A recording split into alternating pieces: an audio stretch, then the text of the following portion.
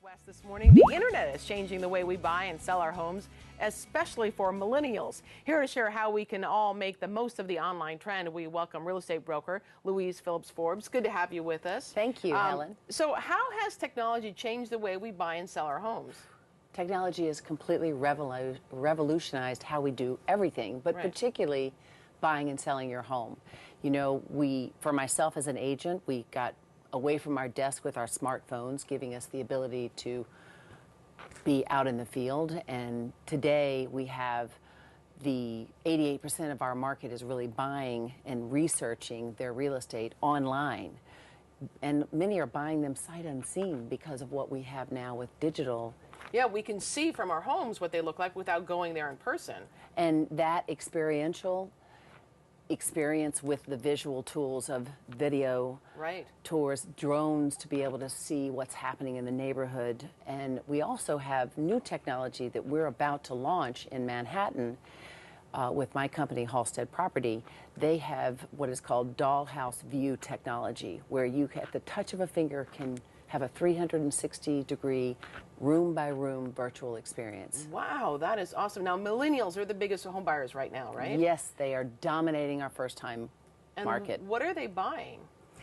They're migrating to the urban environment. Part of that is because the jobs are actually located and clustered in cities like Seattle, Chicago, Portland. New York, parts of New York, certainly Brooklyn and Nashville, and they are buying in these environments because they want to be close to transportation. They don't want to own a car. They want the bike lanes that we're seeing in the infrastructure of all of our cities. And they're buying modest, but they are the biggest impact in our housing market. So how is that affecting us older home buyers? One of the things that is great about the millennial generation is they are not afraid to push the envelope of what location means. So we can see in my market trends in Brooklyn where people would not even take the subway to, that those buyers that bought for $13,000 are going to see the millennial be their buyer because they can get more for less. Oh, really? Take a look at what happened to Portland, your backyard, the Pearl District, the South Waterfront, all of those. I mean, when I came in, I saw no less than 15 cranes out of my hotel window to the downtown market for Portland. That's so exciting. Now, let's say I want to list my home. What would you suggest? Listen, my best advice with the 3 Ps. There's pricing, there's preparation, and there's presentation. And so first and foremost, pricing, the most accurate, is imperative. You have the technology to do your research, know your market, and don't overprice. Preparation, remember you have to think like a buyer when you're a seller. They don't want to look at your stuff, they want to look at your home. So decluttering is important. And last but not least, in your preparation, pops of color and design on a dime, or nice simple thoughts, fresh flowers even, to welcome somebody to your home. What are the biggest mistakes that you see listers make? Well, I'm going to go back to that pricing, because number one, that's important. That's super I important. will say that we're in a market where bidding wars are happening in almost all the sectors. And when you're not listed properly and you don't get a response in the first 20 people through your door are the most educated buyers.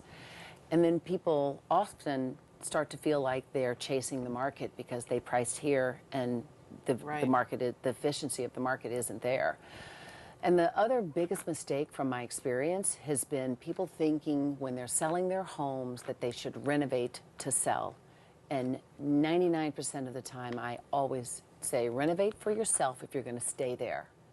If you're leaving, sell it and let that be the new buyer's responsibility, but also they want to make it their own. They'll pay more money for the right bones and make their own imprint to it than paying for somebody's renovations that they don't like.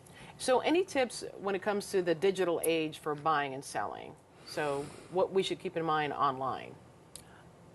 Well, I think that knowledge that is so powerful and the access to it, you can find out so much information in real time. So I could put in my zip code and tell you how many number of units and homes are on the market, how many are in contract, and what sold in the last 3 months. And to have that in a concentrated manner, the professional like myself, I can bring that information to life. So don't be fooled by all this information being the only thing you rely on, because there's always a story to subtleties to the market that makes sense of why something traded for less or more. Right. I would think too that you would online, you're able to do so much more, but you definitely should pay a visit, shouldn't you, to the home? Absolutely, but because you know there's what? something. With all of the technology that we have, the virtual experiences with the drones Right. and this dollhouse Right. technology. That's incredible. We are seeing that the millennial generation is taking the first step at buying things sight unseen. Wow, that's amazing. All right, if you'd like more information, we'll put a link on our website at k2.com. Good to see you. Thank you so much for all your information.